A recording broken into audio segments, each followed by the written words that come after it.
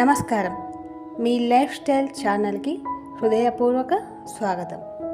ఈరోజు మనం ఈ వీడియోలో శ్రవణ మాసంలో 2వ శుక్రవారం రోజు ఏ విధంగా పూజ చేసుకోవాలో తెలుసుకుందాం. శ్రవణ శుక్రవారాలకు చాలా విశిష్టత ఉంటుంది. మన కుటుంబంలో ఉన్న ఆర్థిక సమస్యలు, కుటుంబ కలహాలు తొలగిపోయి మన ఇంట్లో లక్ష్మీదేవి స్థిరంగా నివాసం ఉండాలి అంటే శ్రావణ మాసంలో శ్రీ మహాలక్ష్మీదేవిని పూజించాలి. ప్రతి శ్రావణ శుక్రవారం ఖచ్చితంగా లక్ష్మీదేవిని పూజించాలి.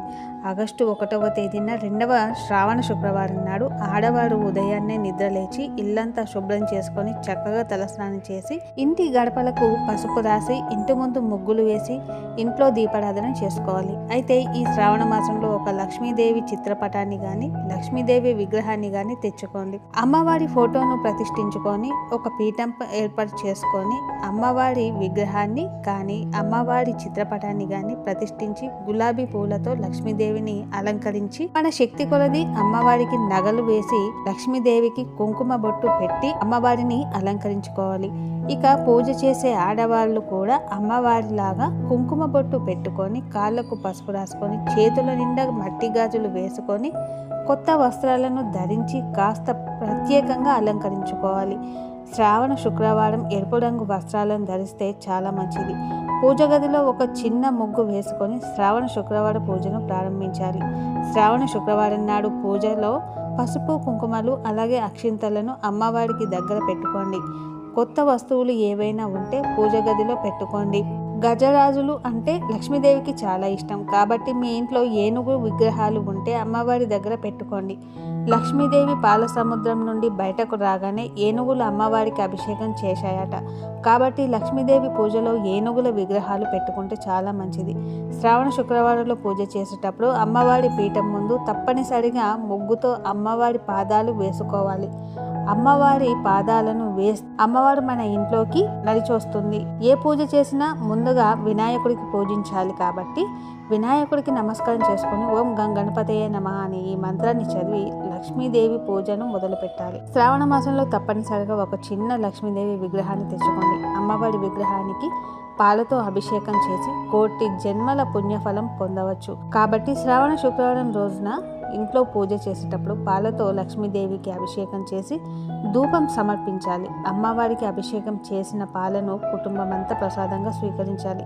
శ్రావణ శుక్రవారం పూజలో లక్ష్మీదేవికి తప్పనిసరిగా తాంబూలం సమర్పించాలి. ఇక శ్రావణ శుక్రవారం అమ్మవారి ముందు ఆవు నెయ్యితో దీపాలు వెలిగించి అమ్మవారి పైన అక్షింతలను వేస్తూ శ్రీ లక్ష్మీ అష్టకాన్ని, లక్ష్మీ అష్టోత్తరం లేదా కనకదార స్తోత్రాన్ని చదవండి. లక్ష్మీదేవి విష్ణుమూర్తి భార్య కాబట్టి లక్ష్మీదేవి పూజలో తప్పనిసరిగా విష్ణు సహస్రనామం కానీ గోవింద నామాలు కానీ చదువుకోవాలి.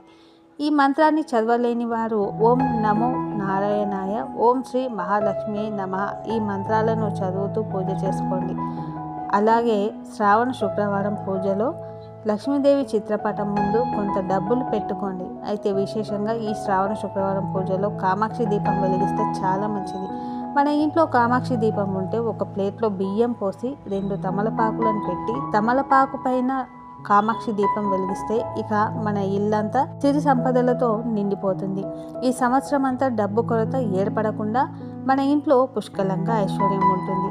విశేషంగా శ్రావణ శుక్రవారంలో ఐశ్వర్య దీపం వెలిగిస్తే చాలా మంచిది. ఐశ్వర్య దీపం అంటే ఉప్పు దీపం. కటిక పేదరికంతో బాధపడేవారు ఈ శ్రావణ శుక్రవారంలో తప్పనిసరిగా ఉప్పు దీపం వెలిగించాలి.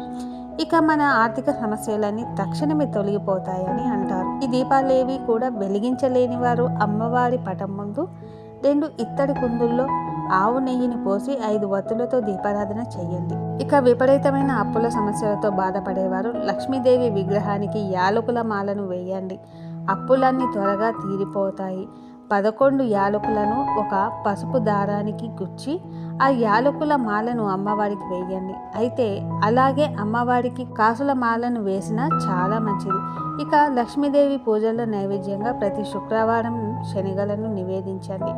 శనగలతో పాటు పాలతో చేసిన పాయసాన్ని కానీ పాలతో చేసిన స్వీట్లని కానీ నివేదించవచ్చు. ఇక అమ్మవారికి హారతి కర్పూరం సమర్పించి కొబ్బరికాయను నివేదన చేయాలి. లక్ష్మీదేవికి మన కష్టాలను చెప్పుకుంటూ 3 ప్రదక్షిణలు చేసి తలపైన అక్షింతలను చల్లుకోవాలి. పూజలో పెట్టిన డబ్బును అలాగే యాలకుల మాలను మరుసటి రోజు తీసి మన బీరువాలో పెట్టుకోవాలి. ఇక శ్రావణ శుక్రవారంలో తప్పనిసరిగా తులసి కోటను పూజించాలి. శ్రావణ శుక్రవారం తులసిని పూజించిన వారికి కోరిన కోరికలన్నీ తక్షణమే నెరవేరి లక్ష్మీ కటాక్షం సంపూర్ణంగా కలుగుతూ ఉంటుంది.